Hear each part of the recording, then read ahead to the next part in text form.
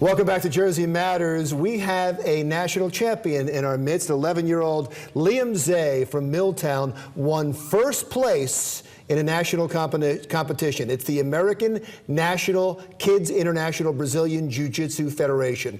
And his instructor also deserves congratulations, Simon Tang of Advanced Martial Arts in North Brunswick. Congratulations. That's so wonderful, both of you.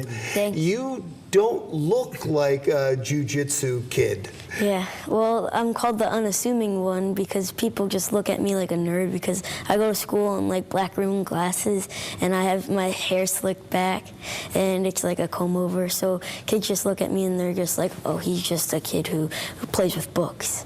Except they probably know that you compete in jiu-jitsu, right? Yeah.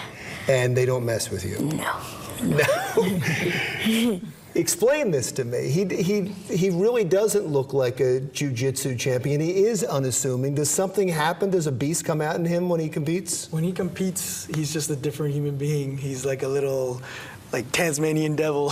Is that right? Yeah, he just jumps on the kids and he's just doing his thing. And, you know, now we're here today because he's just a little beast. A national champion. Explain that title, Brazilian Jiu-Jitsu. Is that a type of martial arts? Yes, Brazilian Jiu-Jitsu is actually a martial art, a recent martial art. And, you know, you've seen it in the UFC, things like that, where basically you fight, all the fighting's on the ground. So where wrestling ends, they say jiu-jitsu begins. So what is the big difference? In wrestling, you can't choke somebody or do an armbar or any leg lock. So in the competitions you're in, you can choke somebody? Yeah, you can choke people, and if they're not on top of what their body's feeling like, they can go out or their arm can get popped. But most times it's like respectful. The referees and the coaches and even the competitors won't let it get that far. So you know not to hurt somebody? Yes, you know not to hurt anybody. But you certainly can defend yourself. Yes. Now, where do you see him going with this?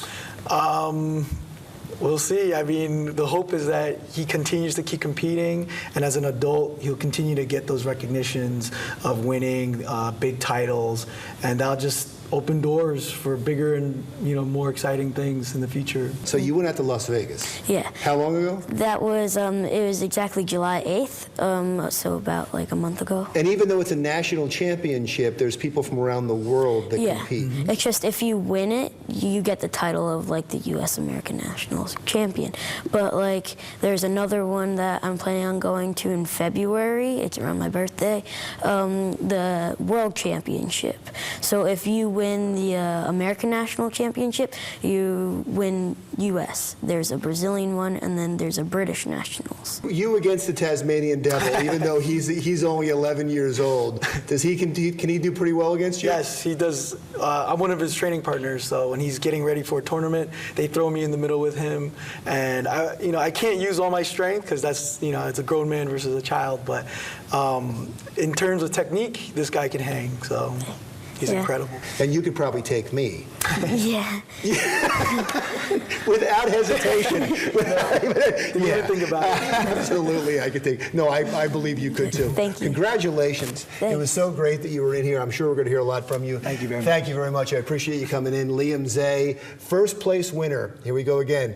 In the American National Kids International Brazilian Jiu-Jitsu Federation, and his instructor, Simon Tang of Advanced Martial Arts in North Brunswick. Coming up next, it is the solar event of the decade, and it's happening this week.